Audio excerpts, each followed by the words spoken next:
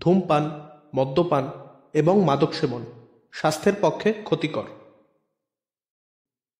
Any digital piracy of this content is a criminal offense.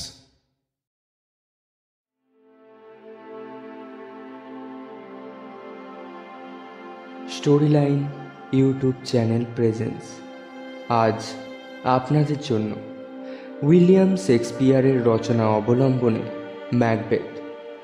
প্রধান চরিত্রে Macbeth এবং lady Macbeth.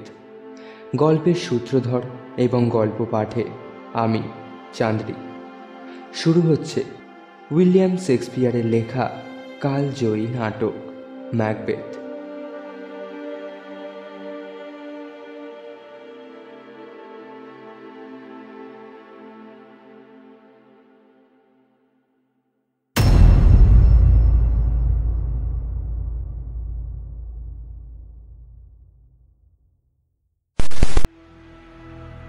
গল্পটি ভালো লাগলে চ্যানেলটি সাবস্ক্রাইব করবেন and don't forget to click the bell icon.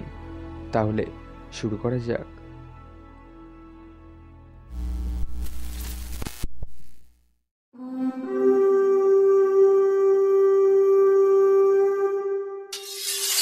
আক্রমণ!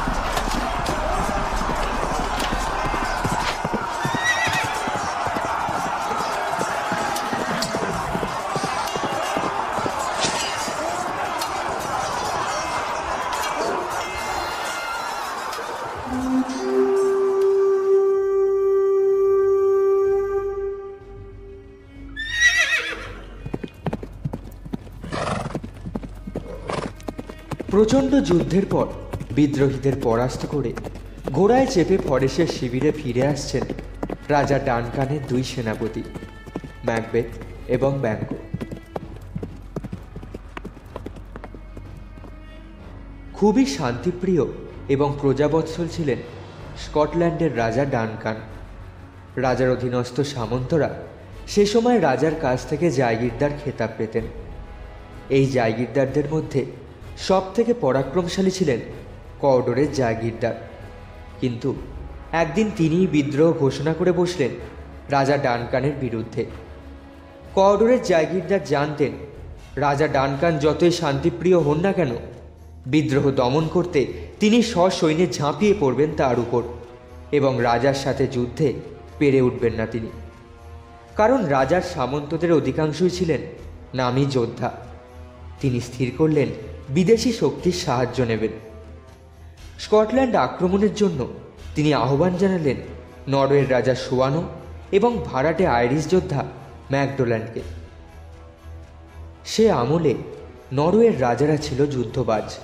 তারা জাহাজে করে অন্য দেশে গিয়ে লুটপাট করত। এ কারণেই পরবর্তীকালে ঐতিহাসিকেরা তাদের জলদস্যু বলে বর্ণনা করেছেন। কওডরের জায়গিরদারের ডাক পাওয়ার সাথে সাথেই জাহাজ বোঝাই সৈন্য নিয়ে স্কটল্যান্ডে হাজির হলেন নরওয়ের রাজা সোয়ানো।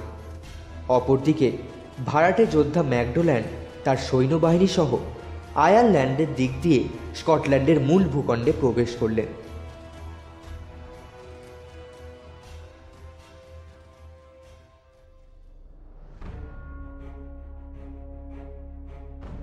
বিদেশিদের সাথে হাত মিলিয়ে কওডরের জায়গিরদার এগিয়ে চললেন রাজা ডানকানের ফৌজি ঘাঁটিগুলি দখল করতে।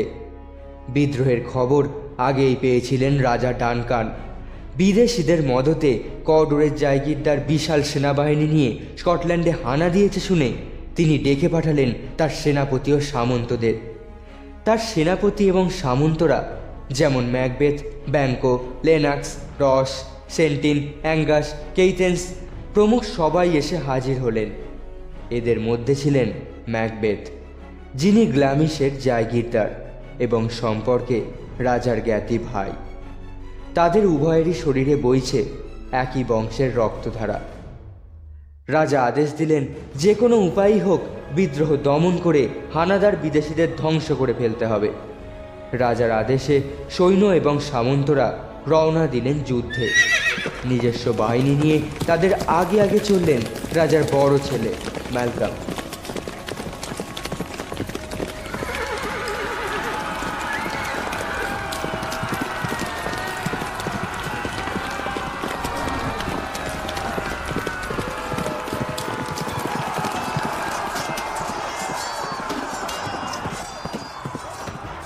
শুরু হলো এক প্রচণ্ড যুদ্ধ। চারিদিকে তরোয়ালের সংঘর্ষের শব্দ এতটাই প্রবল হয়ে উঠল যে পৃথিবীর আকাশ বাতাস কেঁপে উঠল। রাজা ডানকানের বড় ছেলে ম্যালকাম বেকায়দায় পড়লেন ভাড়াটে যোদ্ধা ম্যাকডোল্যান্ড ও তার সেনাদের সাথে লড়তে গিয়ে। ম্যাকডোল্যান্ডের নির্দেশে তার সৈন্যরা ম্যালকামকে বন্দি করার জন্য চারিদিক দিয়ে ঘিরে ফেলল। যুদ্ধ করতে করতেই ম্যালকামের উপর নজর রেখেছিলেন ম্যাকবেথ। ম্যালকামকে বাঁচাতে তিনি তার নিজস্ব বাহিনী নিয়ে ঝাঁপিয়ে পড়লেন শত্রুদের উপর। শত্রুদের ধ্বংস করে তিনি ফিরিয়ে নিয়ে এলেন বড় রাজপুত্রকে। ম্যালকামকে অন্যদের জিম্মায় রেখে পুনরায় শত্রু নিধনে এগিয়ে গেলেন ম্যাকবেথ। বাঁধ ভাঙা বন্যার মতো বিশাল সৈন্যবাহিনী নিয়ে এগিয়ে আসছে ম্যাকডোল্যান্ড। কেউ আটকাতে পারছে না তাকে।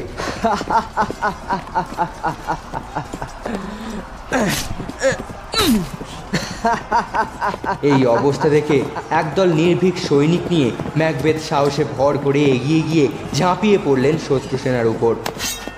ঘোড়ার পিঠে থাকা অবস্থায় তরোয়াল নিয়ে বহুক্ষণ ম্যাকডোল্যান্ডের সাথে লড়লেন ম্যাকবেথ।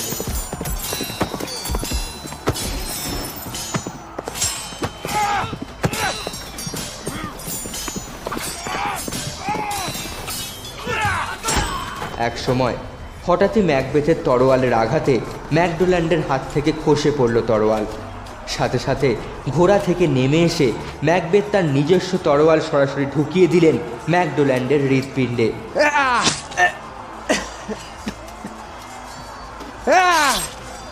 শেষে এক কোপে ম্যাকডোল্যান্ডের মাথাটা শিরস্ত্রাণ সহ কেটে নিয়ে একজন সৈনিককে দিয়ে বললেন, যাও, এটা নিয়ে কি আমাদের দুর্গের মাথায় টাঙিয়ে দাও আর রাজাকে খবর দাও। মুখোমুখি লড়াইয়ে ম্যাকডোল্যান্ডকে মেরে ফেলার পর ম্যাকবেথ তার নিজস্ব বাহিনী নিয়ে এগিয়ে গেলেন নরওয়েরাজ সোয়ানোর সাথে লড়াই করতে।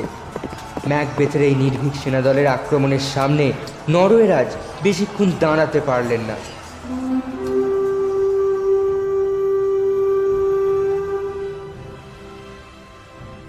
ম্যাকবেথ ইচ্ছা করলেই নরওয়েরাজকে বন্দি বা হত্যা করতে পারতেন, কিন্তু তিনি তা করলেন না। জরিমানা স্বরূপ এক জাহাজ বোঝাই টাকা আদায় করে দলবল সহ স্কটল্যান্ড সীমান্ত থেকে তাকে তাড়িয়ে দিলেন।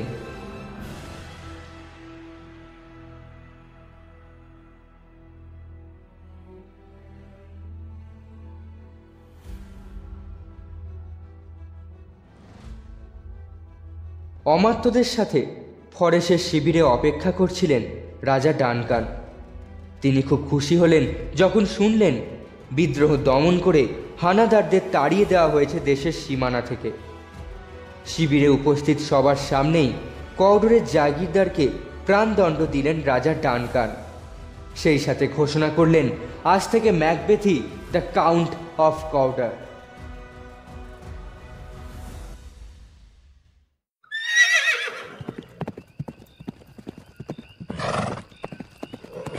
যুদ্ধ শেষ হওয়ার পর ঘোড়ায় চেপে ম্যাকবেথ আর ব্যাঙ্কো রওনা দিলেন ফরেসের শিবিরের দিকে। তারা কেউই লক্ষ্য করেনি যে ঘন কালো মেঘে ঢাকা পড়েছে সারা আকাশ।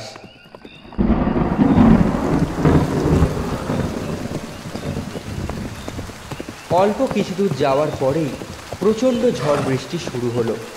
মাঝে মাঝেই বিদ্যুতের আলোয় উজ্জ্বল হয়ে উঠছে চারিদিক। বাজ পড়ার শব্দে কেঁপে উঠছে পায়ের নিচের মাটি। যুদ্ধ জয়ের আনন্দে মগ্ন থাকলেও প্রকৃতির এই অপরূপ সৌন্দর্য প্রাণ ভরে উপভোগ করতে লাগলেন ম্যাকবেথ। তারা যেতে যেতে এমন একটা জায়গায় এসে পড়লেন যার একদিক খোলা এবং অন্যদিক পাহাড় ঘেরা জলা। সেই জলা থেকে কুণ্ডলী পাকিয়ে উঠছে কুয়াশার মতো ঘন ধোঁয়া। সেদিকে তাকিয়ে মানুষের মতো দেখতে তিনটি অদ্ভুত প্রাণীর দেখা পেয়ে ঘোড়া থেকে নেমে পড়লেন তারা। তাদের গড়ন মেয়েদের মতো হলেও তাদের প্রত্যেকের মুখেই দাড়ি। তাদের হাড় বের করা শীর্ণ মুখ আর কোটরে বসানো চোখ দেখে মনে হয় না তারা পৃথিবীর প্রাণী। তারা সত্যি পৃথিবীর প্রাণী নয়, আসলে তারা জলার ডাইনি। দৈব বাণী শোনাবার নামে মানুষকে কুবুদ্ধি দিয়ে তার সর্বনাশ করাই এদের উদ্দেশ্য।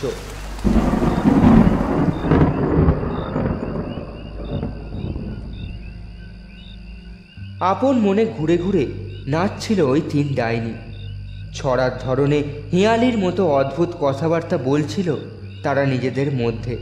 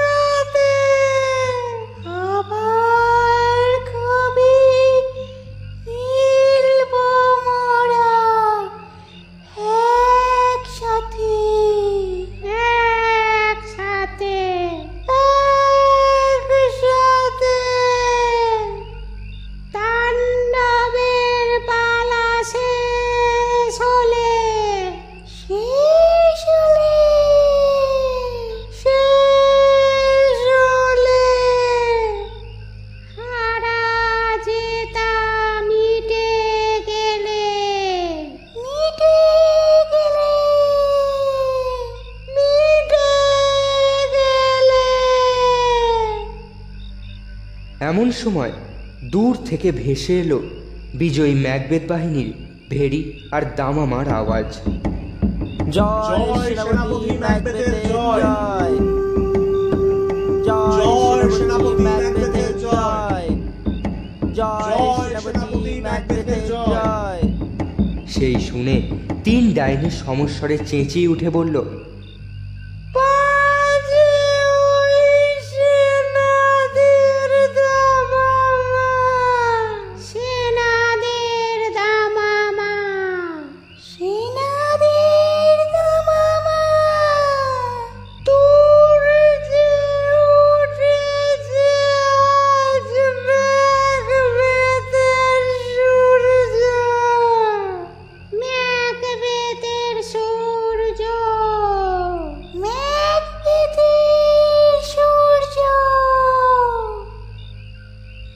দূর থেকে ওইসব কথা ভেসে এলেও তা স্পষ্ট শুনতে পেলেন ম্যাকবেথ আর ব্যাংকো।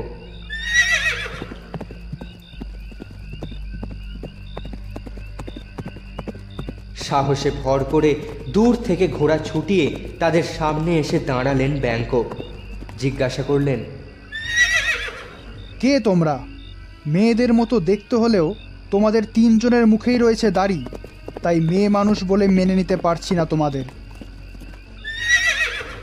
এবার ব্যাংকোর পিছন থেকে ম্যাকবেথও এসে দাঁড়ালেন তাদের সামনে। জিজ্ঞাসা করলেন, তোমরা যদি কথা বলতে পারো তাহলে নিজেদের পরিচয় দাও। আমি সেই জায়গিরদার ম্যাকবেথ।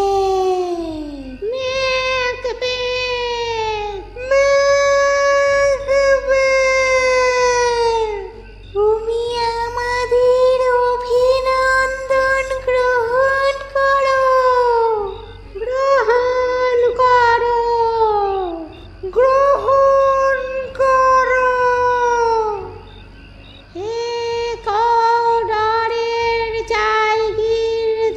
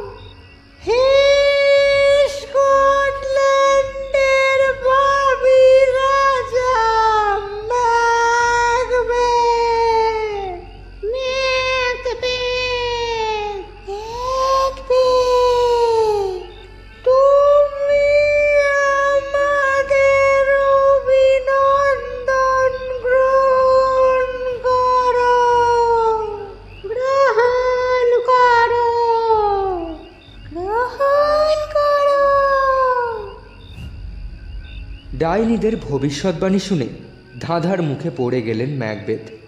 তিনি অবশ্যই গ্লামিশের জায়গিরদার, কিন্তু কর্ডরের জায়গিরদার বেঁচে থাকতে কিভাবে তিনি তার খেতাব পাবেন?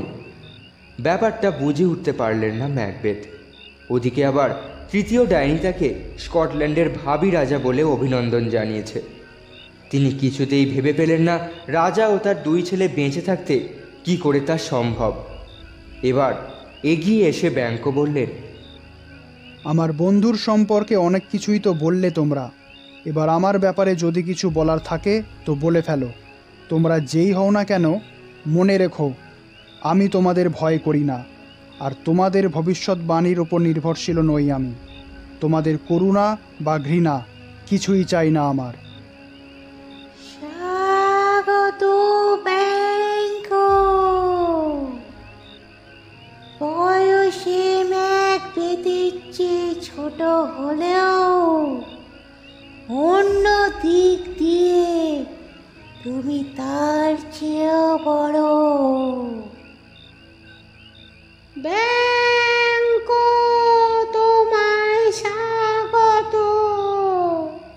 ম্যাকবেথের মতো তুমি সুখী না হলেও অন্য দিক দিয়ে তুমি তার চেয়ে বেশি সুখী। ব্যাংকো, তুমি সিংহাসনে বসবে না ঠিকই, কিন্তু তোমার বংশের অনেকেই রাজা হবে। আমি তোমাদের দুজনকে স্বাগত জানাই। দাঁড়াও তোমরা, কর্ডরের জায়গিরদার বেঁচে থাকতে কিভাবে তার খেতাব পাবো আমি? তাছাড়া তোমরা বলছো আমি স্কটল্যান্ডের ভাবী রাজা, তা কি করে সম্ভব? কেন শোনালে আমাদের এসব ভবিষ্যৎবাণী? ম্যাকবেথ এবং ব্যাঙ্কোর কোনো প্রশ্নের জবাব না দিয়েই নিমিষের মধ্যে হাওয়ায় মিলিয়ে গেল তিন ডাইনি। ম্যাকবেথের দিকে তাকিয়ে ব্যাঙ্কো অবাক হয়ে বললেন, দেখেছো কেমন অদ্ভুতভাবে ওরা মিলিয়ে গেল আমাদের সামনে থেকে? হ্যাঁ, ঠিকই বললে ব্যাঙ্কো, ওরা হাওয়ায় মিলিয়ে গেছে। তবে ওরা আরও কিছুক্ষণ থাকলে হতো, হয়তো ওদের মুখ থেকে ভালো ভালো কথা শোনা যেত। সত্যি কি ওরা এখানে ছিল, নাকি কোনো মাদক দ্রব্য খেয়ে আমাদের বোধ বুদ্ধি সব লোপ পেয়ে গেছিল? না, ওরা তো বলল তোমার বংশেরও কেউ কেউ রাজা হবে। ওরা এও বলেছে তুমি নিজেই রাজা হবে। হ্যাঁ, ঠিকই বললে, কিন্তু একই সঙ্গে ওরা বলল আমি নাকি কর্ডরের জায়গিরদার হব। কিন্তু আমি বুঝতে পারছি না কিভাবে তা সম্ভব। ম্যাকবেথের কথা শেষ হতে না হতেই ঘোড়ায় চেপে সেখানে এসে হাজির হলেন রাজা ডানকানের দুই অমাত্য। ঘোড়া থেকে না নেমেই তারা ম্যাকবেথকে অভিবাদন জানিয়ে বললেন, দ্য কাউন্ট অফ গ্ল্যামিশ, বিদ্রোহ দমনে আপনার ভূমিকায় মহারাজ খুব খুশি হয়েছেন। আপনার এই অসাধারণ কৃতিত্বের উপহারস্বরূপ মহারাজ আপনাকে কাউন্ট অফ কর্ডরের খেতাবে ভূষিত করেছেন। আমরা এসেছি আপনাকে রাজসভায় নিয়ে যাওয়ার জন্য। কর্ডরের জায়গিরদার, দেখছি ওই অদ্ভুত প্রাণীগুলোর কথাই তাহলে সত্যি হলো। কর্ডরের জায়গিরদার তো এখনো জীবিত, তাহলে তার জীবন দশায় সে খেতাব আমি পাবো কি করে? সে কথা আপনি ঠিকই বলেছেন সেনাপতি ম্যাকবেথ। তবে মনে রাখবেন, যে বিদ্রোহ আপনি দমন করেছেন তা ঘোষণা করেছিলেন কর্ডরের জায়গিরদার নিজেই। যুদ্ধে হেরে গিয়ে তিনি তার দোষ স্বীকার করেছেন। রাজা তাকে ক্ষমতাচ্যুত করে প্রাণদণ্ড দিয়েছেন। অমাত্যের এই কথা শুনে ম্যাকবেথ মনে মনে বললেন, তাহলে আমি একই সঙ্গে গ্লামিশ এবং কর্ডরের জায়গিরদার? তবে এর চেয়েও বড় পুরস্কার পাওয়া এখনো বাকি। এরপর ম্যাকবেথ অমাত্য দ্বয়ের দিকে তাকিয়ে বললেন, এত কষ্ট করে আপনারা যে সুসংবাদ নিয়ে এসেছেন তার জন্য আপনাদের অসংখ্য ধন্যবাদ। এবার ম্যাকবেথ ব্যাঙ্কোর কানের কাছে মুখ নিয়ে গিয়ে বললেন, তাহলে ব্যাঙ্কো, তোমার বংশধররা যে রাজা হবে সেই ভবিষ্যৎবাণীতে বিশ্বাস হচ্ছে তো? তুমি তো নিজের চোখেই দেখলে, ওদের ভবিষ্যৎবাণী অনুযায়ী I have become the count of Cawdor. অমাত্যদ্বয়ের কান বাঁচিয়ে ম্যাকবেথের মতো একই স্বরে ব্যাঙ্ক বললেন, দেখো, আমার বিশ্বাস অবিশ্বাসে কিছুই যায় আসে না। আমি যদি সত্যিই দৈববাণীতে বিশ্বাস করি, তাহলে তৃতীয় ডাইনির কথা মতো তুমিই রাজা হওয়ার প্রেরণা পাবে। আমার যতদূর জানা আছে, এই অদ্ভুত প্রাণীর সবাই অন্ধকারের বাসিন্দা, শয়তানের উপাসক। এদের ভবিষ্যৎবাণী কোনো না কোনো ক্ষেত্রে মিলে গেলেও আসলে এরা আমাদের ক্ষতিই করে। এরা আমাদের প্রলুব্ধ করে নানারূপ অন্যায় কাজ করতে, যার ফল খুব ক্ষতিকারক এবং ভয়ঙ্কর। হে বন্ধু, তুমি যে দেখছি বেজায় চিন্তায় মগ্ন হয়ে গেলে। ব্যাঙ্কর কথা শেষ হতে না হতেই ম্যাকবেথ নিজ মনে বিড়বিড় করে বললেন, if faith helps me, there will be no one can stopping me from becoming the king. ম্যাকবেথের কাছে দাঁড়িয়ে থাকা ব্যাঙ্কও কিন্তু তার কথাগুলো ঠিকই শুনতে পেলেন। বললেন, বন্ধু ম্যাকবেথ, ওরা এসছেন আমাদের দুজনকে নিয়ে যেতে। চলো, ওদের সাথে আমরা রাজসভায় চলে যাই। হ্যাঁ, তুমি আমায় ক্ষমা করো ব্যাঙ্ক। অতীতের কিছু ঘটনা মনে পড়ে যাওয়ায় ওদের কথা আমি ভুলেই গিয়েছিলাম। চলো আমরা ওদের সাথে যাই। কিছুক্ষণ আগে আমাদের চোখের সামনে যে ঘটনাগুলো ঘটে গেল, তা নিয়ে ভাবনা চিন্তার মেলা সময় পাওয়া যায়। দেখাই যাক না অন্য কিছু ঘটে কি না, পরে না হয় আমরা এ বিষয়ে আলোচনা করব। বেশ, তুমি যখন বলছো তাই হোক। এবার ম্যাকবেথ অমাত্যদ্বয়ের দিকে তাকিয়ে বললেন, আসুন বন্ধুরা, এবার রাজসভায় যাওয়া যাক।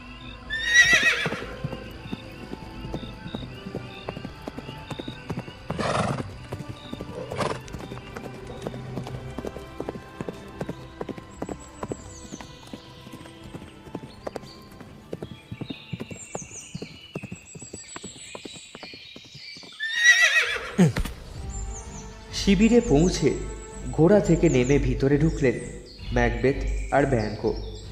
মাথা থেকে শিরস্ত্রাণ খুলে নিয়ে ঘাড় হেঁট করে তারা অভিবাদন জানালেন রাজাকে। সিংহাসন থেকে নেমে সভার মাঝে এসে দাঁড়ালেন রাজা ডানকান।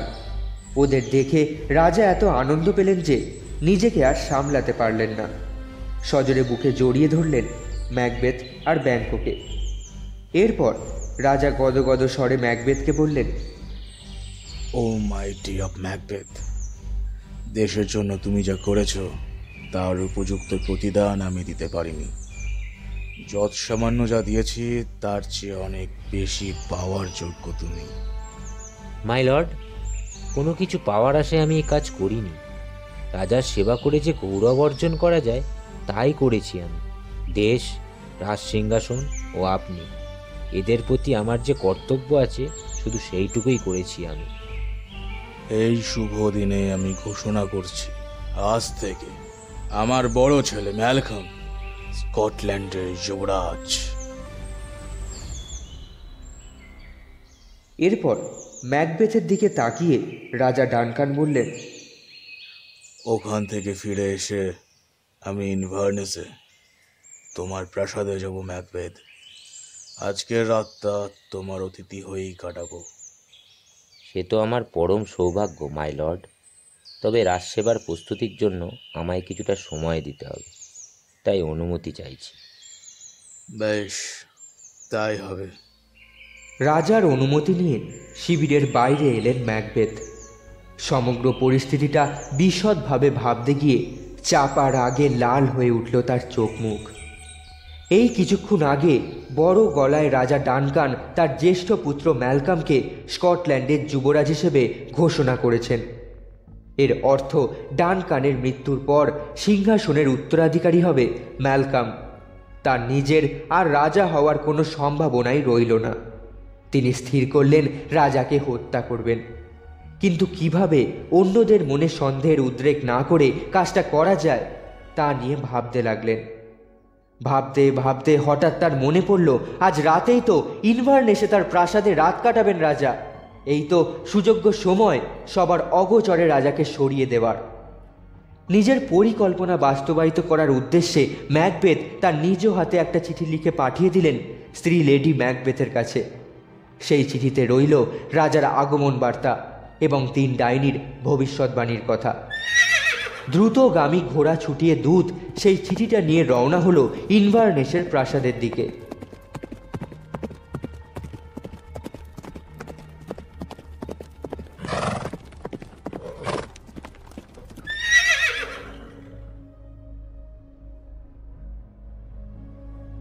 ম্যাকবেথের প্রাসাদে ফিরে আসার বহুক্ষণ আগেই দূত তার চিঠিটা এনে দিয়েছে লেডি ম্যাকবেথের হাতে। চিঠিটা খুঁটিয়ে পড়ে তিনি ভাবলেন, যদি ম্যাকবেথ রাজা হয় তাহলে তিনি হবেন রাজরানী। লেডি ম্যাকবেথও খুব উচ্চাভিলাষী মহিলা ছিলেন। তিনি এও জানেন তার স্বামী খুব সৎ, কোনো অন্যায়ের আশ্রয় নিয়ে নিজের কার্যসিদ্ধি করতে চান না তিনি। আবারও চিঠিটা মন দিয়ে পড়লেন লেডি ম্যাকবেথ। তারপর স্বামীর উদ্দেশ্যে মনে মনে বললেন, my dear count of Glamis and Cawdor, তুমি চাইছো সৎ পথে সিংহাসনে বসতে, কিন্তু তা তো সম্ভব নয়। সিংহাসনে বসতে হলে অসৎ পথেই তোমাকে তা করতে হবে।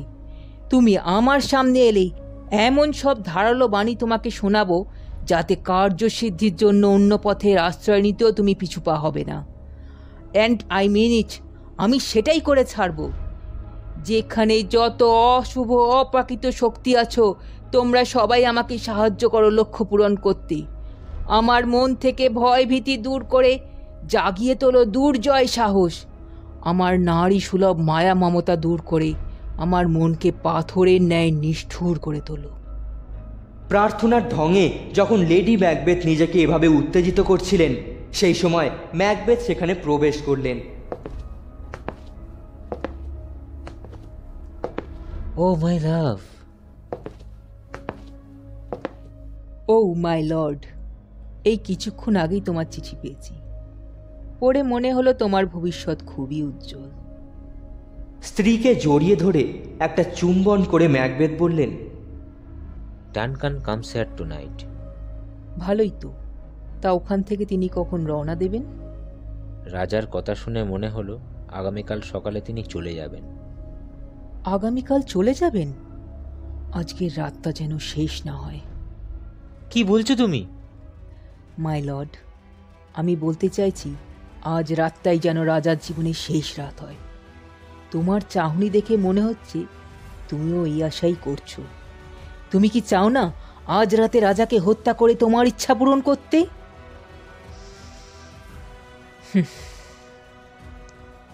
দেখছি তোমার দ্বারা কিছু হবে না। বেশ, তবে যা করার আমিই করব। স্ত্রীর কথার জবাব না দিয়ে চুপচাপ দাঁড়িয়ে রইলেন ম্যাকবেথ। লেডি ম্যাকবেথ আন্দাজ করলেন শুভ অশুভের দোলাচলে দুলছেন তার স্বামী, তাই স্বামীকে বললেন, দেখো, দুশ্চিন্তার ছায়া পড়েছে তোমার চোখে মুখে। তোমাকে দেখলে যে কেউ বুঝতে পারবে মানসিক দ্বন্দ্বে ক্ষত বিক্ষত তুমি। যাই হোক, এবার মন দিয়ে শোনো। কাজ শেষ না হওয়া পর্যন্ত সব সময় হাসি মুখে থাকবে। রাজা এলে তাকে যথাযোগ্য সম্মান জানাবে। লক্ষ্য রাখবে যেন তার আতিথেয়তার কোনো ত্রুটি না হয়। তারপর যা করার তা আমিই করব। রাজাও তার অমাত্যদের সামনে সব সময় ভালো মানুষ সেজে থাকার চেষ্টা করবে, যাতে তোমার প্রকৃত উদ্দেশ্য কেউ টের না পায়।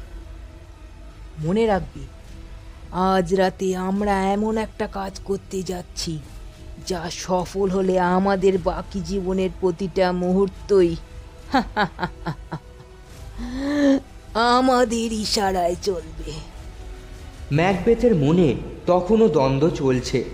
স্ত্রীর কথার জবাব না দিয়ে তিনি বললেন, পরে তোমার সাথে এই বিষয়ে কথা হবে।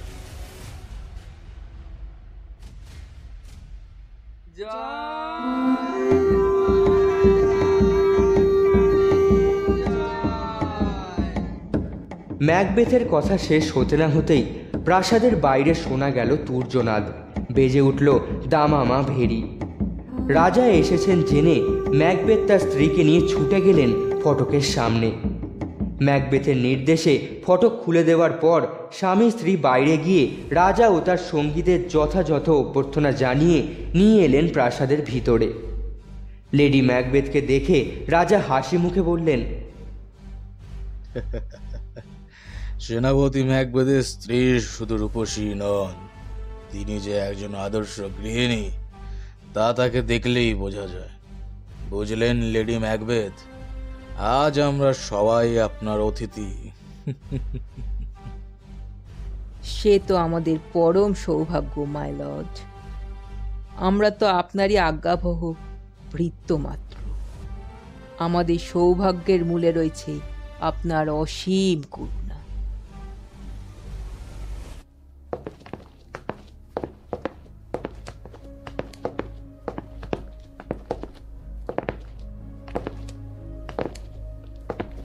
এই বলে রাজা ও তার অমাত্যদের পথ দেখিয়ে প্রাসাদের ভিতর নিয়ে গেলেন তারা।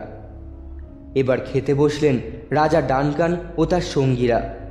রীতি অনুযায়ী ম্যাকবেথও বসে গেলেন তাদের সাথে, কিন্তু তখনও পর্যন্ত তিনি মনস্থির করে উঠতে পারলেন না যে রাজাকে খুন করবেন কি না। তাই রাজার খাওয়া শেষ হওয়ার আগেই তিনি খাবার টেবিল থেকে উঠে গেলেন। খাবার টেবিল ছেড়ে উঠে যাওয়ায় লেডি ম্যাকবেথ বকাবকি করল তার স্বামীকে। তার বুঝতে বাকি রইল না যে শুরুতে রাজাকে হত্যা করার সাহস দেখালেও এখন তার স্বামীর বিবেক জেগে উঠেছে। ম্যাকবেথ স্ত্রীকে বললেন, দেখো, রাজা আজ আমাদের অতিথি, তারই দয়ায় আমি একই সাথে গ্ল্যামিশ ও কর্ডরের জায়গিরদার। তাছাড়া আমি তার আত্মীয়। এসব কথা বিবেচনা করে এখন আমি তাকে হত্যা করতে পারবো না। কি বললে তুমি? পারবে না? রাজাকে হত্যা করে সিংহাসনে বসার পরিকল্পনা করে আমাকে চিঠি লেখার সময় তোমার বিবেক বুদ্ধি কোথায় ছিল? সততার ধ্বজা বয়ে কাপুরুষের মতো জীবন কাটাবে তুমি? দোহাই তোমার, একটু থামো। আমি তাই করব যা একজন সত্যিকারের পুরুষ মানুষ করে থাকে। আর এও জেনে রাখো, আমার মতে যে পুরুষের সাহস নেই সে মানুষই নয়। লিসেন মাই লর্ড, এই ভয়ানক পরিকল্পনার কথা যখন তুমি আমাকে জানিয়েছিলে, সেই সময় তোমার মনে সাহস ও দৃঢ়তা দুই ছিল। এখন তোমার লক্ষ্য হয়েছে সবার চোখে ভালো মানুষ সেজে থাকার। ভুলে যেও না, আমিও একদিন মা হয়েছিলাম। নিজের বাচ্চাকে বুকের মাঝে জড়িয়ে ধরে দুধ খাওয়াবার মধ্যে যে কি মাধুর্য, তা আমার চেয়ে বেশি আর কেউ জানে না। কিন্তু তোমার মতো শপথ নিলে সেই বাচ্চাকে নিজের হাতে হত্যা করতেও আমি দুবার ভাবতাম না। বেশ তো, না হয় তোমার কথাটা মেনে নিলাম, কিন্তু ভেবেছো কি কাজটা ঠিকমতো করতে না পারলে তার পরিণতি কি হবে? যদি সাহস থাকে তাহলে ব্যর্থতার কথা উঠছে কেন? একই রাজার বয়স হয়েছে, তার উপর পথশ্রমে ক্লান্ত। কিছুক্ষণ বাদেই ঘুমিয়ে পড়বেন তিনি। তখন বাইরে পাহারা দেবে শুধু দুজন রক্ষী মাত্র। রাজা ঘুমিয়ে পড়লেই ওষুধ মেশানো প্রচুর মদ আমি খাইয়ে দেব ওদের দুজনকে। সাথে সাথে ঘুমের গভীরে তলিয়ে যাবে তারা। তখন রাজার জীবন আমাদের হাতের মুঠোয়। তা নিয়ে আমরা যা খুশি করতে পারি। শুধু রক্ষী দুটোর হাতে সব কিছুর দায় চাপিয়ে দিলেই আমরা নিশ্চিন্ত। তুমি কি বলো? এটা করা সম্ভব নয়? মানতেই হবে, তোমার সাহস আছে। নারী সুলভ গুণের চেয়ে পুরুষ প্রবৃত্তি তোমার মধ্যে প্রবল। তবে তুমি যা বলনি, এবার সেটুকু আমি বলছি। রাজাকে হত্যা করার পর ওই দেহরক্ষী দুটোকেও মেরে ফেলতে হবে। তবে তার আগে তাদের হাতে মাখিয়ে দিতে হবে মৃত রাজার রক্ত। সবাই ভাববে রাজার দুই রক্ষী রাজাকে হত্যা করেছে, আর আমি রাজার খুনের প্রতিশোধ নিতে তাদেরকে হত্যা করেছি। আর আমরা যখন বুক চাপড়ে মরা কান্না শুরু করব, তখন সবাই আমাদের কথাটাই সত্যি বলে মেনে নেবে। এবার আর কোনো ভয় নেই আমার। আমি ফিরে পেয়েছি আমার হারিয়ে যাওয়ার সাহস এবং আত্মবিশ্বাস। যে ভয়ানক পরিকল্পনা আমরা করেছি তা সফল করার জন্য পুরোপুরি তৈরি আমি।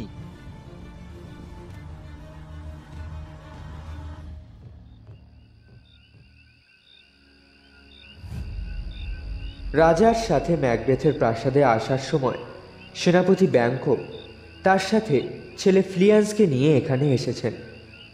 খাওয়া দাওয়া শেষ করে রাজা শুতে যাওয়ার পর ব্যাংকো তার ছেলেকে নিয়ে নিজ প্রাসাদে ফিরে যাওয়ার আয়োজন করছেন। তার প্রাসাদও খুব কাছেই।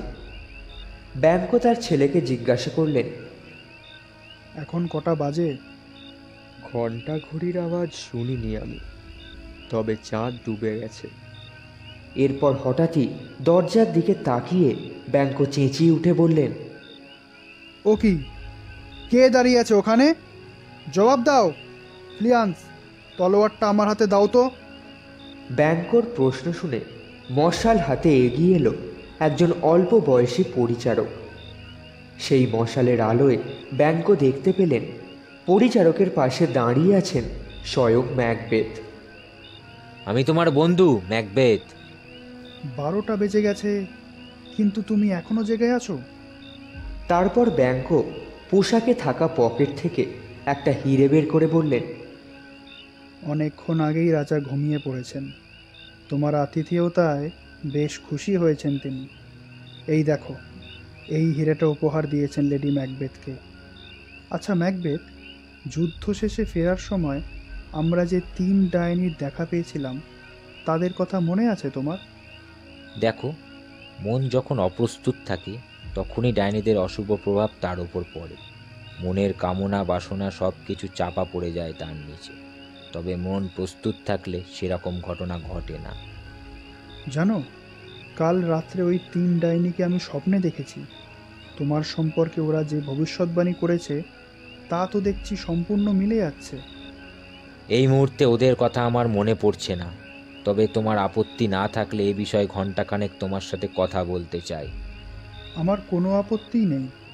তোমার ইচ্ছে আর সময় হলেই আলোচনা হবে। আমার কথা অনুসারে চললে তুমিও সম্মানিত হবে ব্যাংকো। আমিও সম্মান চাই, তবে রাজার প্রতি আনুগত্য বজায় রেখে। যাও ব্যাংকো, তুমি বিশ্রাম নাও। ধন্যবাদ ম্যাকবেথ, এবার তুমিও বিশ্রাম নাও। এই বলে ব্যাংকো ছেলে ফ্লিয়ান্সকে সাথে নিয়ে রওনা দিলেন নিজ প্রাসাদের দিকে।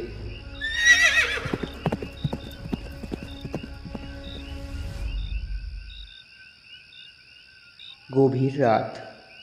ইনভারনেসের প্রাসাদের ভিতর ভিন্ন ভিন্ন ঘরে গভীর ঘুমে ডুবে রয়েছেন রাজা ও তার সঙ্গী সাথীরা।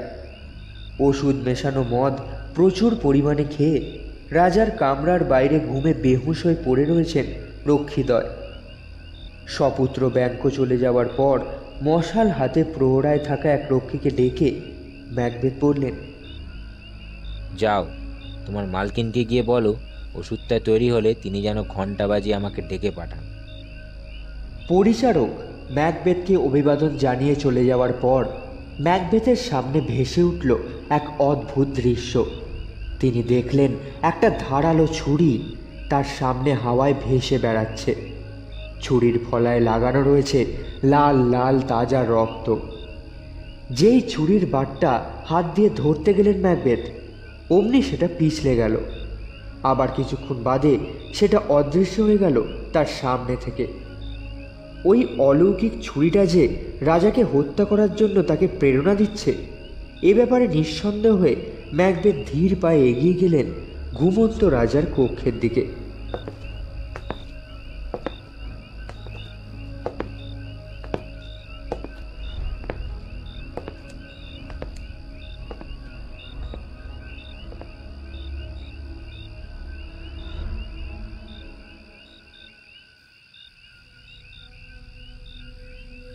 কিছুক্ষণ আগে ঘুমের ওষুধ মেশানো মদ খাইয়ে রক্ষীদের বেহুশ করে লেডি ম্যাকবেথ যে নিজেই রাজাকে হত্যা করতে তার কক্ষে ঢুকেছেন, সে কথা তখনও পর্যন্ত জানতেন না ম্যাকবেথ।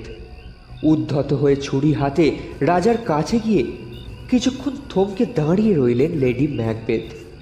রাজার মুখের দিকে তাকিয়ে তার মনে হলো রাজার মুখখানা ঠিক তার বাবার মুখের মতো। মুহূর্তের মধ্যেই দুর্বল হয়ে পড়ল তার মন। রাজাকে হত্যা করতে অপারগ হয়ে তিনি ছিটকে বেরিয়ে এলেন সেই ঘর থেকে। তার পরিকল্পনা সম্পর্কে সচেতন করতে ঘণ্টা বাজিয়ে ডেকে পাঠালেন তার স্বামীকে।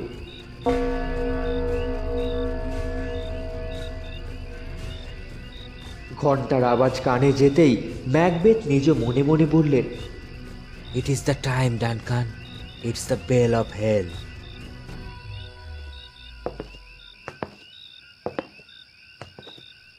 নিজ মনে কথাটা বলতে বলতে ম্যাকবেথ এসে পৌঁছলেন রাজার কক্ষের সামনে। দেহরক্ষীদ্বয়কে ঘুমে অচেতন দেখে ঘরের ভিতর প্রবেশ করে ধীর পায়ে এগিয়ে এসে রাজার কাছে দাঁড়ালেন ম্যাকবেথ। নিঃশ্বাসের সাথে ওঠা নামা করছে রাজার বুক। রাজার দিকে একবার তাকিয়েই ভয় কেঁপে উঠল তার সারা শরীর। পর মুহূর্তেই নিজেকে সামলে নিলেন ম্যাকবেথ। খাপ থেকে ছোড়া বের করে কোনো দিকে না তাকিয়ে ছোড়াটা আমূল বসিয়ে দিলেন রাজার বুকে। সাথে সাথেই থেমে গেল রাজার বুকের ধুকপুকুনি। ক্ষতস্থান থেকে ফিনকি দিয়ে বেরিয়ে এলো রক্ত। সেই রক্তে ভিজে গেল সারা বিছানা। একটা চাপা আর্তনাদ বেরিয়ে এলো ঘুমন্ত রাজার ঠোঁট থেকে। তারপর বালিশের পাশে এলিয়ে পড়ল রাজার মাথা। হঠাৎই কানের কাছে একটা অচেনা আওয়াজ শুনতে পেয়ে চমকে উঠলেন ম্যাকবেথ। আওয়াজটা যেন বলছে,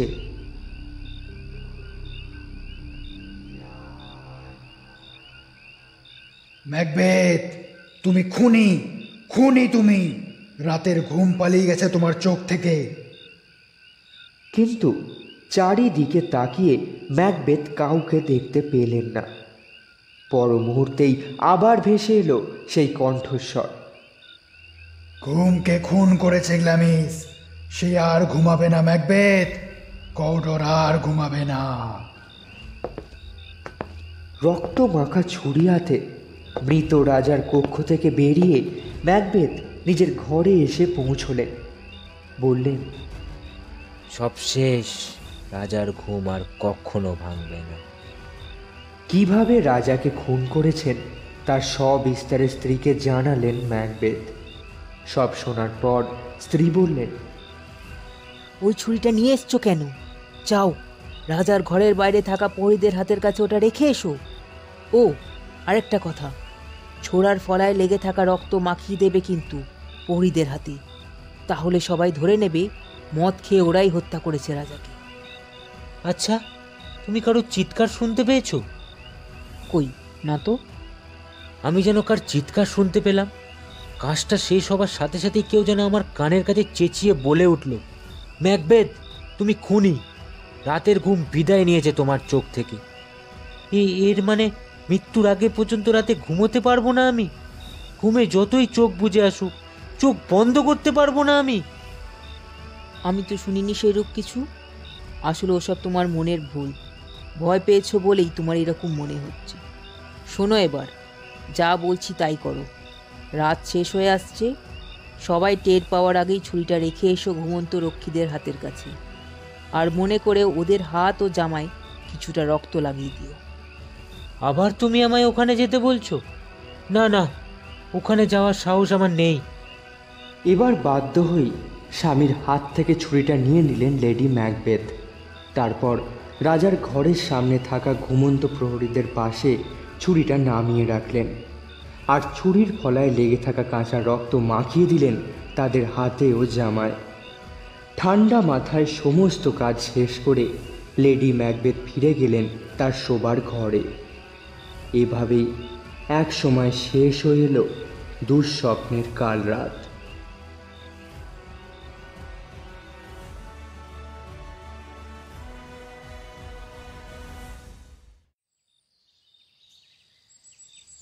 ম্যাকবেথের অতিথি হয়ে আসার আগের দিন রাজা ডানকান তার বিশ্বস্ত অমাত্য ম্যাকডাফকে নির্দেশ দিয়েছিলেন তাকে যেন সূর্যোদয়ের আগে ডেকে তোলা হয়।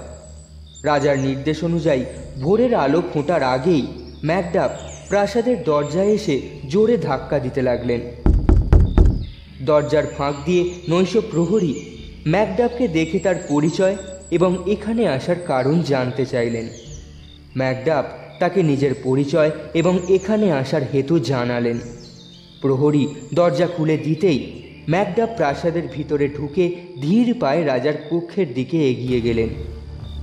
রাজার ঘরে ঢুকে ম্যাকডাফ দেখলেন বিছানার উপর শুয়ে রাজার রক্তাক্ত নিশ্চল মৃতদেহ।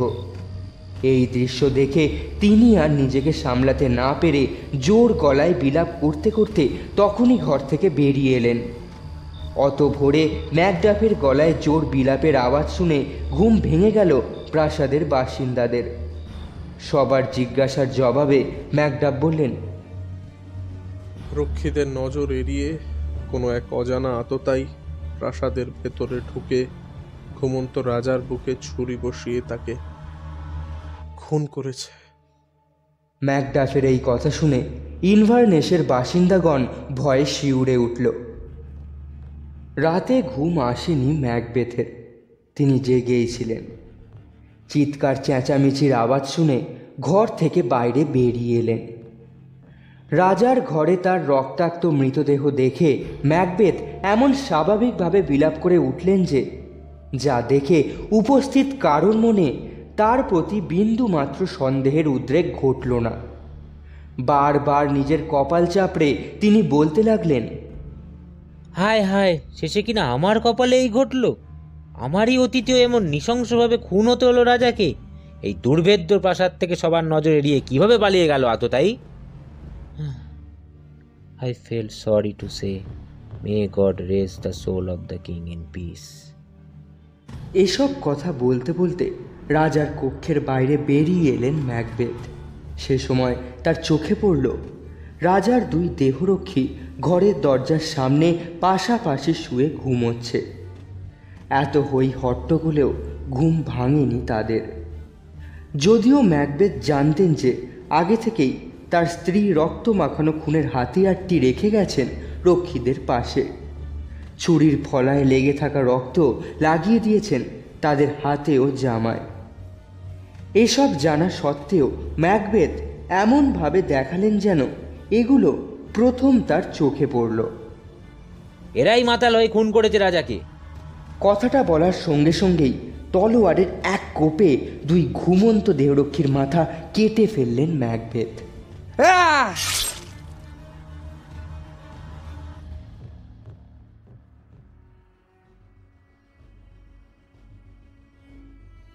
পাশের ঘরেই শুয়েছিলেন দুই রাজপুত্র, ম্যালকাম আর ডোনাল্ড বেইন।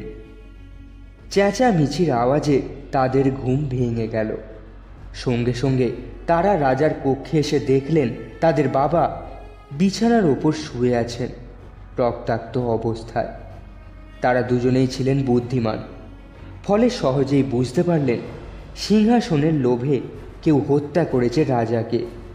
তারা ভয় পেলেন এই ভেবে যে এবার হয়তো আততায়ীরা রাজপুত্রদের হত্যা করবে। রাজার মৃতদেহের সামনে দাঁড়িয়ে যখন ম্যাকবেথ ও অন্যান্য সবাই শোক প্রকাশে ব্যস্ত, সেই সুযোগে ঘোড়ায় চেপে পালিয়ে গেলেন দুই রাজপুত্র। ম্যালকাম পালিয়ে গেলেন ইংল্যান্ডে আর ডোনাল্ড বেইন আয়ারল্যান্ডে। এবার সুযোগ পেয়ে জোর গলায় ম্যাকবেথ বললেন, রাজপুত্ররাই খুন করেছে রাজাকে, না হলে সমাধি দেওয়ার আগে কেন তারা পালিয়ে গেল? সেই মুহূর্তে সবার মানসিক অবস্থা এতটাই খারাপ ছিল যে কেউ আর প্রতিবাদ করল না ম্যাকবেথের কথায়।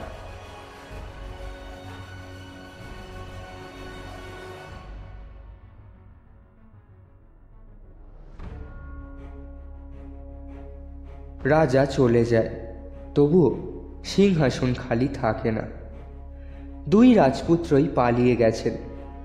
একই বংশের রক্ত বইছে এমন লোক আছেন একজনই, তিনি হলেন Macbeth, the count of Glamis and কর্ডার।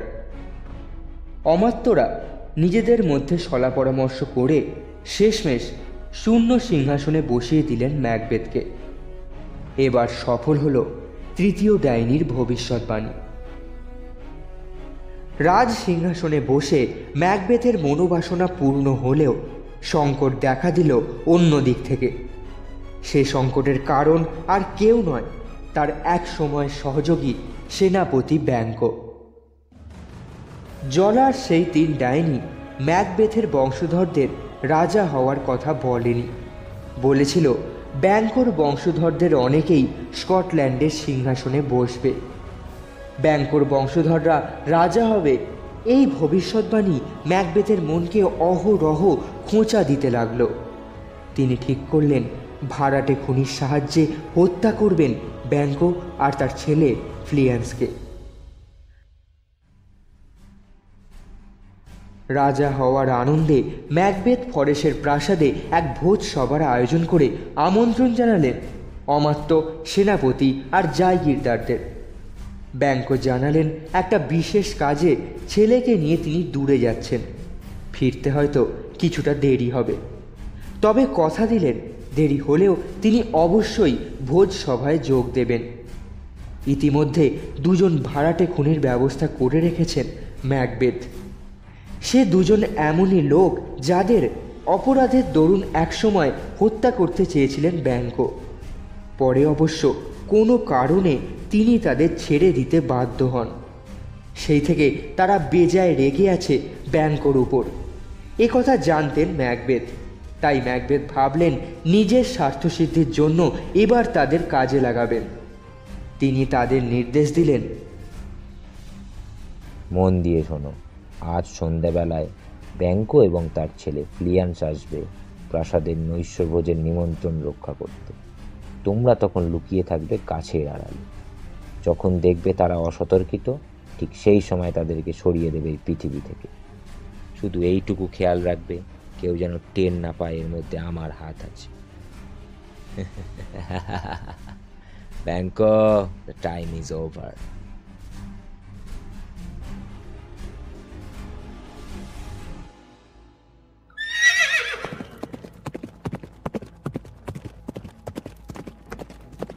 কাজ সেরে ম্যাকবেথের ভোজসভায় যোগ দেওয়ার জন্য ফিরে আসছিলেন ব্যাংকো, কিন্তু পথের মাঝেই ম্যাকবেথের ভাড়াটে খুনিদের হাতে খুন হলেন তিনি।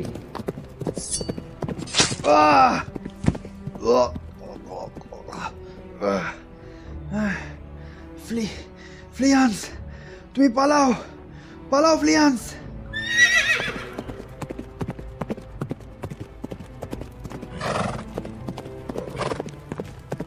ছুরির ঘা খেয়ে মাটিতে লুটিয়ে পড়ার আগে ব্যাংকো তার ছেলে ফ্লিয়ান্সকে পালিয়ে যেতে বললেন। সেই সাথে আরও বললেন ভবিষ্যতে সে যেন পিতৃহত্যার প্রতিশোধ নেয়। ভাড়াটে খুনিদের কাছ থেকে ব্যাংকো বেঁচে নেই কথাটা শুনে যতটা খুশি হলেন ম্যাকবেথ, তার চেয়ে অনেক বেশি ক্ষুব্ধ হলেন অক্ষত দেহে ফ্লিয়ান্সের পালিয়ে যাওয়ার খবর শুনে।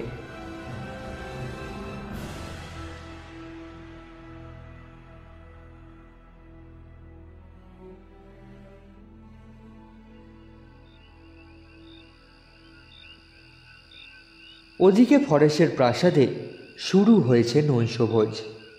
চারিদিক আলোয় ঝলমল করছে। ভোজন কক্ষের বিশাল লম্বা টেবিলের দুপাশে সারি দিয়ে বসেছেন রাজার অমাত্য, বিশিষ্ট জাগিরদার আর সেনাপতিরা। তাদের বউ আর মেয়েরাও সুন্দর পোশাক আর দামি গয়নাগাঁটি পরে হাজির হয়েছেন সেখানে। নতুন রাজা হওয়ার আনন্দে আমন্ত্রিত ব্যক্তিদের কাছে গিয়ে সৌজন্য বিনিময় করছেন ম্যাকবেথ। কিছুক্ষণ বাদে ম্যাকবেথ দেখলেন তার আসনে বসে আছেন ব্যাংকো। দর দর করে রক্ত ঝরছে তার শরীর থেকে। চারিদিকে তাকিয়ে ম্যাকবেথ লক্ষ্য করলেন তিনি ছাড়া আর কেউ দেখতে পাচ্ছে না ব্যাংকোকে, এমনকি লেডি ম্যাকবেথ পর্যন্ত নয়। ওটি যে ব্যাংকোর প্রেতাত্মা সে বিষয়ে নিঃসন্দেহ হলেন ম্যাকবেথ। প্রচণ্ড ভয় আর উত্তেজনায় যেন পাগল হয়ে গেলেন। ব্যাংকোর প্রেতাত্মার দিকে তাকিয়ে ম্যাকবেথ জোর গলায় বলে উঠলেন, কেন এখানে এসেছো তুমি? যে যাই বলুক, তুমি কখনো বলতে পারবে না যে এই কাজ আমি করেছি। ভোজ সভায় উপস্থিত কেউ বুঝতে পারল না যে ম্যাকবেথের এরকম অদ্ভুত আচরণের হেতু কী। সভার প্রত্যেকে অবাক হয়ে চেয়ে রইলেন তার দিকে। অমাত্য রস আমন্ত্রিত ব্যক্তিদের বললেন, মহারাজ হঠাৎ অসুস্থ হয়ে পড়েছেন, এবার আপনারা দয়া করে উঠুন। স্বামীর এহেন অবস্থা দেখে বেজায় মুশকিলে পড়ে গেলেন লেডি ম্যাকবেথ। তিনি তৎক্ষণাৎ হাত জোর করে অভ্যাগতদের বললেন, না না, আপনারা কেউ উঠবেন না। এটা মহারাজের পুরনো মানসিক রোগ, মাঝে মাঝে মাথা চারা দিয়ে ওঠে। সেই সময় তিনি সাময়িক অসুস্থ হয়ে পড়েন। Please eat the same way you are eating. দেখবেন একটু বাদেই তিনি আগের মতো সুস্থ হয়ে উঠবেন। আমার শুধু একটাই অনুরোধ, এখন আপনারা কেউ ওর মুখের দিকে চাইবেন না প্লিজ। তাহলে ওর উত্তেজনা বৃদ্ধি পাবে। অমাত্য রসের কথায় অনেক অতিথি খাওয়া ছেড়ে উঠে গিয়েছিলেন, কিন্তু রানী নিজে অনুরোধ করায় সবাই খুশি মনে খেতে বসলেন। রানী তার স্বামীর কাছে গিয়ে তাকে ধমকে চাপা স্বরে বললেন, কি শুরু করেছো কি তুমি? অতিথিরা সবাই কি ভাবলেন বলো তো? ভালো করে চেয়ে দেখো, কিছুক্ষণ আগেই তোমার আসন যেমন খালি ছিল এখনো তেমনই রয়েছে। তাছাড়া তুমি নিজের কানেই তো শুনলে ব্যাংকো মারা গেছে। তাহলে কি করে তিনি তোমার জায়গায় বসবেন? মিছিমিছি ভয় পাচ্ছ তুমি, এসব তোমার অমূলক ধারণা। নিজের চেয়ারের দিকে তাকিয়ে পুনরায় আঁতকে উঠলেন ম্যাকবেথ। দেখলেন সেখানে আগের মতোই বসে আছে ব্যাংকোর প্রেতাত্মা। প্রেতাত্মার দিকে ইশারা করে ম্যাকবেথ জোরে চেঁচিয়ে উঠলেন, বললেন, যা পালা, দূর হ এখান থেকে, আমি তোকে একটুও ভয় পাই না। স্বামীকে ধমকে লেডি ম্যাকবেথ পুনরায় চাপা স্বরে বললেন, তোমার কি কোনো হুঁশ নেই? তোমার হাব ভাব দেখে সবাই চাপা স্বরে ফিস ফিস করছে। তুমি কি বুঝতে পারছো না? তোমার আচরণে তাদের মনে সন্দেহ দেখা দিয়েছে। রাজার মৃত্যুর আগে তুমি যেমন মনের ভুলে হাওয়ায় ছুরি ভাসতে দেখেছিলে, এখন তেমনই ব্যাংকুর প্রেতাত্মাকে দেখতে পাচ্ছ। আমি পুনরায় বলছি, এসব তোমার ভ্রম। যাও, তুমি নিজের জায়গায় গিয়ে খেতে বসো, না হলে সব কিছু পণ্ড হয়ে যাবে। স্ত্রীর কাছে বকুনি খাওয়ার পর কিছুটা সুস্থ বোধ করলেন ম্যাকবেথ। নিজের চেয়ারের দিকে তাকিয়ে দেখলেন চেয়ার সম্পূর্ণ ফাঁকা, তার ধারে কাছেও নেই ব্যাংকোর প্রেতাত্মা। প্রচলিত রীতি অনুযায়ী সবার মঙ্গল কামনা করে তিনি যখন পানীয়ের গ্লাসে চুমুক দেবেন, ঠিক সেই সময় তার সামনে হাজির হলো ব্যাংকোর প্রেতাত্মা।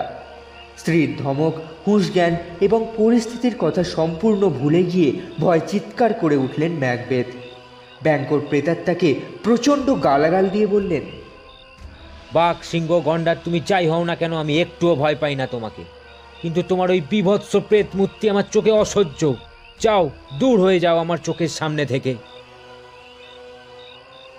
ম্যাকবেথের চিৎকারে তার সামনে থেকে অদৃশ্য হয়ে গেল ব্যাংকোর প্রেতাত্মা।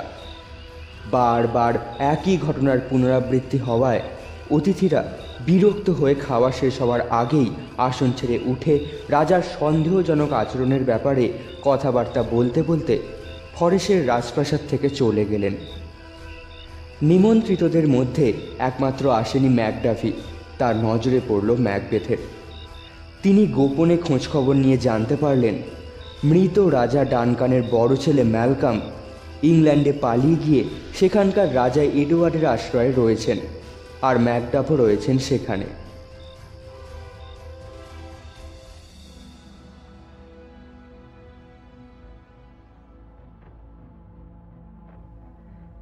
সিংহাসনে বসে প্রজা পালনের বদলে ম্যাকবেথ শুরু করলেন নিপীড়ন। তার অত্যাচারে অতিষ্ঠ হয়ে উঠল স্কটল্যান্ডের বাসিন্দা। রাজা ডানকানের হত্যা, বড় রাজপুত্রের ইংল্যান্ডে পলায়ন, ব্যাংকোর মৃত্যু, এরূপ ঘটনা দেখে ম্যাকবেথের উপর নানা রকম সন্দেহ ও ক্ষোভের প্রকাশ ঘটল প্রজাদের মনে। প্রজাদের অনেকেই ঈশ্বরের কাছে এই বলে প্রার্থনা করতে লাগল, ম্যালকাম যেন ইংল্যান্ডের রাজার সাহায্য নিয়ে ম্যাকবেথকে সিংহাসনচ্যুত করে। তার বিরুদ্ধে জনতার আক্রোশ যে দিন দিন বেড়ে চলেছে তা জানতে পেরে ঘাবড়ে গেলেন ম্যাকবেথ। রাজা হওয়ার ব্যাপারে যে 3 জন ডাইনির ভবিষ্যৎবাণী অক্ষরে অক্ষরে মিলে গিয়েছিল, তাদের খোঁজে চারিদিকে লোক পাঠালেন ম্যাকবেথ। খোঁজ খবর নিয়ে জানতে পারলেন প্রাসাদ থেকে দূরে বনের ভিতর এক পাহাড়ি গুহায় তাদের ডেরা। কিন্তু স্ত্রীকে এ বিষয়ে বিন্দু মাত্র জানালেন না তিনি। একদিন রাতে যখন লেডি ম্যাকবেথ গভীর ঘুমে আচ্ছন্ন, তিনি প্রাসাদ থেকে বেরিয়ে ঘোড়ায় চেপে রওনা হলেন সেই পাহাড়ের উদ্দেশ্যে।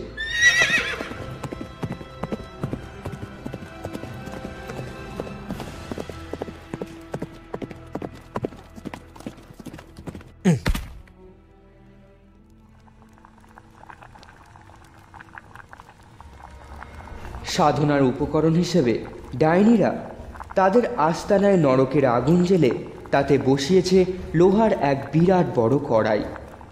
সেখানে সেদ্ধ হচ্ছে বিষধর সাপের দাঁত, কুকুরের জিভ, ব্যাঙের ঠ্যাং, নেকড়ের দাঁত, গোসাপের চোখ, টিকটিকির পা, প্যাঁচার ডানা, ড্রাগনের আঁশ, ডাইনির মমি, হেমলকের মূল, ছাগলের পিত্ত, একজন জিউয়ের যকৃৎ এবং মৃত শিশুর আঙুল। ম্যাকবেথ তার ভবিষ্যৎ জানতে আসবে একথা আগেই ডাইনিদের জানিয়ে দিয়েছিলেন উপদেবী জ্যাকেট, যিনি আবার অশুভ ও অমঙ্গলের নিয়ন্ত্রক। আমার সব প্রশ্নের জবাব দাও। ম্যাকবেথের মুখে একথা শোনা মাত্রই 3 ডাইনি এক শূকরীর রক্ত যে তার শাবকদের খেয়েছে এবং এক হত্যাকারীর চর্বি আগুনে ঢেলে জোরে জোরে মন্ত্রপাঠ করতে লাগলো। সাথে সাথেই শোনা গেল বাজ পড়ার প্রচণ্ড আওয়াজ। সেই আওয়াজের রেশ মিলিয়ে যেতে না যেতেই আগুনের মধ্যে থেকে বেরিয়ে এলো লোহার শিরস্ত্রাণ পরিহিত এক বিদ্রোহী মুন্ডু। গদগদ স্বরে ম্যাকবেথ বললেন, হে প্রেতাত্মা, তুমি আমার প্রশ্নের উত্তর দাও। তুমি কি প্রশ্ন করবে তাও জানে, শুধু মন দিয়ে শুনে যাও ও কি বলে। ম্যাকবেথ, তুমি 5-এর অধিপতি ম্যাকডাফের থেকে সাবধানে থেকো। ওর চেয়ে বড় শত্রু আর কেউ নেই তোমার। এই বলে অদৃশ্য হয়ে গেল দেহহীন মুন্ডু। ম্যাকবেথ বললেন, তুমি যেই হও, আমাকে সাবধান করে দেওয়ার জন্য তোমাকে অসংখ্য ধন্যবাদ। তবে আমার যে আরও কিছু জানার ছিল। আর তোমার প্রশ্নের জবাব দেবে না, চোখ কান খোলা রাখো। এবার যে আসছে সে প্রথম জনের চেয়েও শক্তিশালী। দ্বিতীয় ডাইনির কথা শেষ হতেই আগুনের মাঝখান থেকে বেরিয়ে এলো এক শিশুর প্রেতাত্মা। তার সারা দেহ থেকে ঝরছে তাজা রক্ত। ম্যাকবেথ স্বাভাবিকভাবে জন্মেছে এমন কেউ তোমার ক্ষতি করতে পারবে না। মানুষের শক্তিকে ভয় পেও না তুমি, সাহসের সাথে নিজের পরিকল্পনাকে বাস্তব রূপ দিয়ে যা। এই বলে অদৃশ্য হয়ে গেল রক্তাক্ত শিশুর প্রেতাত্মা। আপন মনে ম্যাকবেথ বললেন, তাহলে ম্যাকডাফ, তুমিই আমার সবচেয়ে বড় শত্রু। তোমার কিছু করার আগেই এই পৃথিবী থেকে তোমাকে সরিয়ে দেব। তুমি বেঁচে থাকতে এই প্রচণ্ড দুর্যোগের রাতেও ঘুমোতে পারবো না আমি। রক্তাক্ত শিশুর প্রেতাত্মা অদৃশ্য হয়ে যাওয়ার কিছুক্ষণের মধ্যেই আবির্ভূত হলো আর এক শিশুর প্রেতাত্মা। তবে এর মাথায় রয়েছে মুকুট আর ডান হাতের মুঠোয় রয়েছে একটি গাছ। ডাইনিদের কাছে ম্যাকবেথ জানতে চাইলেন, মাথায় মুকুট, হাতে গাছ, এর মানে কি? কথা না বলে মনোযোগ দিয়ে শোনো। ও কি বলতে চায়? ম্যাকবেথ, যতক্ষণ পর্যন্ত না বার্নামের ঘন অরণ্য ডান্সিনেন পাহাড়ের উপর দিয়ে উঠে তোমার প্রাসাদের দিকে এগিয়ে যাবে, ততক্ষণ পর্যন্ত কোনো শত্রু তোমার ক্ষতি করতে পারবে না। তোমায় ধন্যবাদ, কিন্তু জঙ্গল কি করে পাহাড়ের ওপর উঠবে? এ তো প্রকৃতির নিয়ম বিরুদ্ধ। তবে এত কথা যখন বললে, তখন আর একটা কথা বলো, ব্যাংকোর ছেলেরা কি সত্যিই রাজা হবে?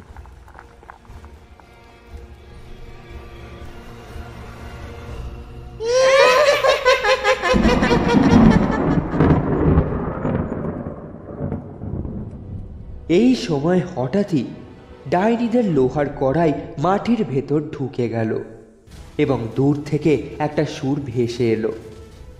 রাজার পোশাক পরা 8 জন পুরুষের ছায়ামূর্তি আগুন থেকে বেরিয়ে ম্যাকবেথের সামনে দিয়ে হেঁটে অদৃশ্য হয়ে গেল।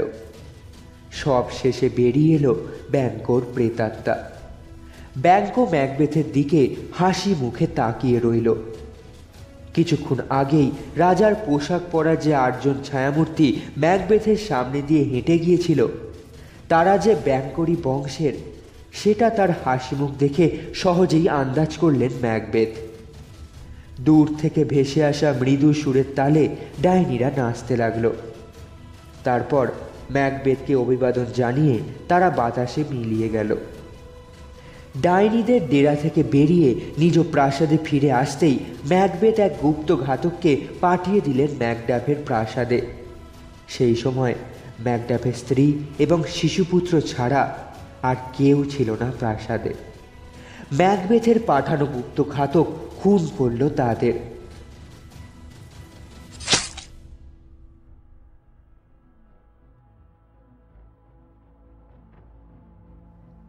ম্যাকবেথের অত্যাচারে এবার প্রজাদের ক্ষোভের সাথে যুক্ত হলো কিছু অমাত্য এবং সামন্ত রাজাদের ক্ষোভ।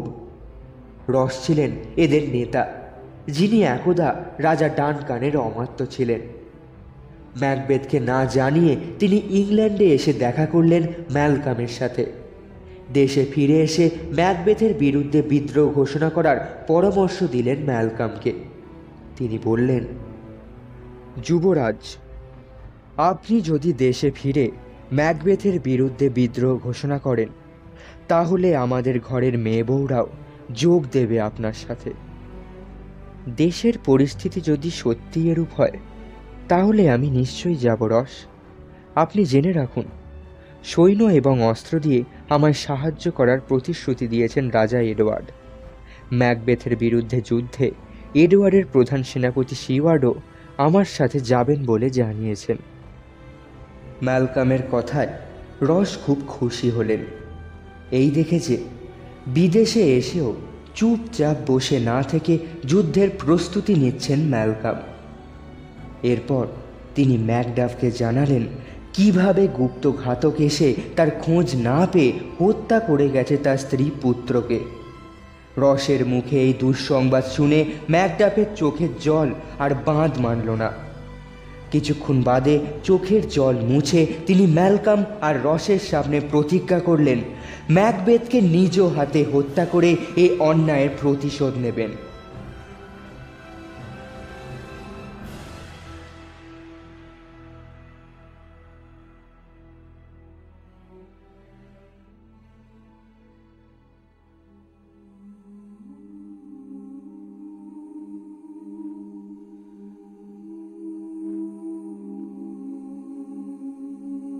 এদিকে পাগলের দশা লেডি ম্যাকবেথের। যতক্ষণ জেগে থাকেন মাঝে মাঝেই জল দিয়ে হাত ধুয়ে নেন। হাত ধোবার সময় শুধু বিড়বিড় করে বলেন,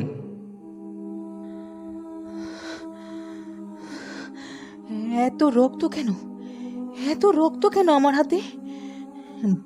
বারবার জল ঢালছি, অথচ রক্তের দাগ ধুয়ে যাচ্ছে না। দিন রাত সব সময় একটা উত্তেজনার মধ্যে রয়েছেন তিনি। ঘুম যেন তার চোখ থেকে কোথায় পালিয়ে গেছে। রাত্রে যখন সবাই ঘুমিয়ে থাকে, গোটা প্রাসাদ জুড়ে তিনি পায়চারি করেন।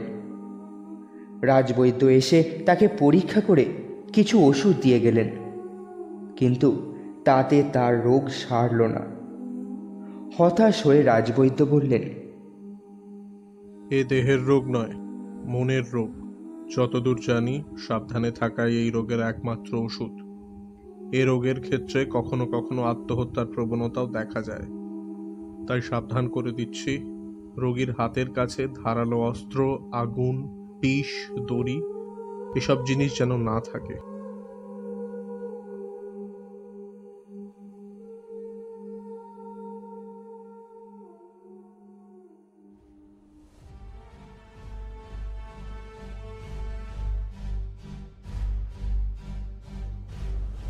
মানসিক রোগে লেডি ম্যাকবেথ আক্রান্ত হওয়ার কিছুদিন বাদেই ইংল্যান্ডের রাজা এডওয়ার্ডের বিশাল সৈন্যবাহিনী নিয়ে স্কটল্যান্ড আক্রমণ করলেন তার প্রধান সেনাপতি সিওয়ার্ড। তার সাথে যোগ দিলেন যুবরাজ ম্যালকাম, ম্যাকডাফ, রস এবং অন্যান্য বিদ্রোহী স্কটিশ জায়গিরদার এবং সৈন্যরা। এই খবর পেয়েও নিশ্চিন্তে বসে রইলেন ম্যাকবেথ, কারণ ডাইনিদের ভবিষ্যৎবাণীর উপর ছিল তার অগাধ বিশ্বাস। তিনি জানতেন শত্রু তার বাড়ির দোরগোড়ায় এসে পড়লেও তার কোনো ক্ষতি করতে পারবে না। শত্রু সেনার দ্বারা দেশ আক্রান্ত হয়েছে আর তাদের নেতৃত্ব দিচ্ছেন যুবরাজ ম্যালকাম। শুধু এইটুকু শুনেই মারা গেলেন লেডি ম্যাকবেথ। দূত এসে জানালো বার্নামের জঙ্গল ধীরে ধীরে উঠে আসছে ডানসিনেন পাহাড়ে। খবরটা শুনে দূতকে ধমকে ম্যাকবেথ বললেন, কি বলছিস যাতা? দিনে দুপুরে নেশা করেছিস নাকি? বলে কিনা জঙ্গল পাহাড়ে উঠে আসছে। আরে জঙ্গলের কি আমাদের মতো হাত পা আছে যে তারা উপরে উঠে আসবে? আজ্ঞে মহারাজ, আমি নেশাও করিনি আর মিথ্যে কথাও বলছি না। আমার কথায় বিশ্বাস না হলে অনুগ্রহ করে আপনি বরং একবার নিজে গিয়ে দেখে আসুন। দূতের কথা সত্যি কিনা যাচাই করতে ম্যাকবেথ ছুটে গেলেন প্রাসাদের বারান্দায়। দেখলেন সত্যি সত্যি বার্নামের জঙ্গল উঠে আসছে ডানসিনেন পাহাড়ের চূড়ায়। কিছুক্ষণ ভালোভাবে লক্ষ্য করে দেখার পর ম্যাকবেথ বুঝতে পারলেন ওগুলো আসল জঙ্গল নয়। সৈন্য সংখ্যা যাতে আন্দাজ না করা যায়, তাই ইংরেজ সৈন্যরা বনের গাছপালা দিয়ে এমনভাবে তাদের শরীরকে আড়াল করে ঢালু পাহাড়ের গা বেয়ে উঠে আসছে যাতে দূর থেকে তাদের দেখলে মনে হয় সত্যিই যেন একটা গোটা জঙ্গল উঠে আসছে পাহাড়ের উপর। ডাইনিদের ভবিষ্যৎবাণী সত্যি হতে দেখে ম্যাকবেথ বেজায় ভয় পেয়ে গেলেন। এমন সময় আর একজন দূত এসে বলল, মহারাজ, মহারাজ, ইংরেজ সেনাপতি সিওয়ার্ড তার বিশাল বাহিনী সহ পৌঁছে গেছেন আমাদের প্রধান ফটকের প্রায় একদম কাছাকাছি। তার সাথে রয়েছেন যুবরাজ ম্যালকম, ম্যাকডাফ এবং অমাত্য রস। এছাড়াও তাদের সাথে যোগ দিয়েছেন দেশের অনেক বিশিষ্ট জায়গিরদার, অমাত্য এবং সৈনিকেরা।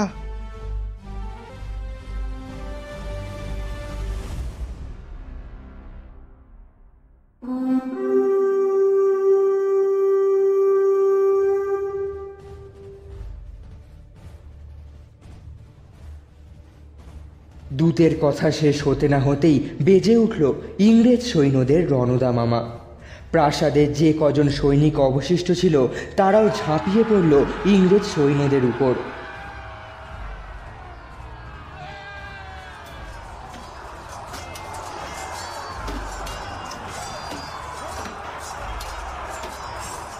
কিছুক্ষণ বাদে রক্ষীদের হতাহত করে সসৈন্যে প্রাসাদে এসে ঢুকলেন ম্যাকডাফ। তলোয়ার উঁচিয়ে ম্যাকবেথের সামনে গিয়ে বললেন, শয়তান, তুই এখানে? তোকে নিজের হাতে খুন না করা পর্যন্ত আমার মৃত স্ত্রী পুত্রের আত্মার শান্তি পাবে না। আমাকে অযথা ভয় দেখিও না ম্যাকডাফ। মাতৃগর্ভ থেকে স্বাভাবিকভাবে জন্ম নিয়েছে এমন কেউ আমার ক্ষতি করতে পারবে না, কারণ আমার দেহ মায়া বলে সুরক্ষিত। তাহলে তুমিও শুনে রাখো ম্যাকবেথ, আমি স্বাভাবিকভাবে নারীর গর্ভজাত নই। সময়ের আগেই মাতৃগর্ভ ভেদ করে জন্ম হয়েছে আমার। তাহলে ম্যাকডাফ, তুমিই আমার একমাত্র শত্রু। তোমার কথা শুনে আমার সংশয় মিটে গেছে। আমি চাই না তোমার সাথে যুদ্ধ করতে। তাহলে তুমি আত্মসমর্পণ করো। তোমার হাত পায়ে শিকল দিয়ে বেঁধে তোমায় খাঁচায় বন্দি করে রাখবো। তিলে তিলে মৃত্যু যন্ত্রণা সহ্য করে পাপের প্রায়শ্চিত্ত করবে তুমি। দোহাই তোমার, অমন শাস্তি আমায় দিও না। মানছি অনেক অপরাধ করেছি আমি, তবুও খাঁচার মধ্যে বন্দি জানোয়ারের মতো ঘৃণ্য জীবনযাপন করতে পারবো না আমি। তার চেয়ে আমায় মেরে ফেলো, তবু ওই রকম সাজা দিও না। মনোবল বলতে তখন আর কিছুই নেই ম্যাকবেথের। তলোয়ার হাতে নিয়ে ভয় থরথর করে কাঁপতে লাগলেন তিনি। তৎক্ষণাৎ ম্যাকডাফ ঝাঁপিয়ে পড়লেন তার উপর। ধাক্কা সামলাতে না পেরে মাটিতে লুটিয়ে পড়লেন ম্যাকবেথ। শত্রুকে বাগে পেয়ে এক কোপে কেটে ফেললেন তার মাথা। সেই কাটা মাথা হাতে নিয়ে ম্যাকডাফ গেলেন ম্যালকামের কাছে। ম্যালকামকে মাথাটা উপহার দিয়ে বললেন, এই সেই শয়তানের কাটা মুন্ডু যে আপনার বাবাকে হত্যা করেছিল, গুপ্তঘাতক পাঠিয়ে আমার স্ত্রী পুত্রকে খুন করেছিল। যুবরাজ, আজ থেকে স্কটল্যান্ডের সিংহাসনের অধিকারী আপনি।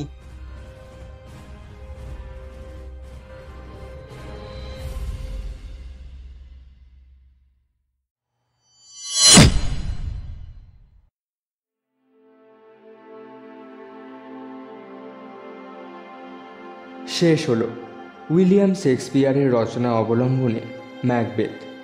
গল্প পাঠ এবং তৃতীয় ডাইনির চরিত্রে চান্দ্রিক দে, ম্যাকবেথ রোহন শর্মা, ব্যাংকক রাজকুমার বোস, লেডি ম্যাকবেথ এবং প্রথম ডাইনির চরিত্রে মৌমিতা তালুকদার, দ্বিতীয় ডাইনি মহুয়া দে, রাজা ডানকান সুদেব চক্রবর্তী, ম্যাকডাফ শ্রুতর্ষি ভট্টাচার্য, অন্যান্য চরিত্রে শ্রুতর্ষি ভট্টাচার্য, রাজকুমার বোস, সুদেব চক্রবর্তী এবং চান্দ্রিক দে। ধ্বনি পরিকল্পনায় স্নেহাদ্র শর্মা, পরিচালনায় চান্দ্রিক দে। আবার পরের সপ্তাহে দেখা হবে আরও একটি রোমাঞ্চকর গল্প নিয়ে।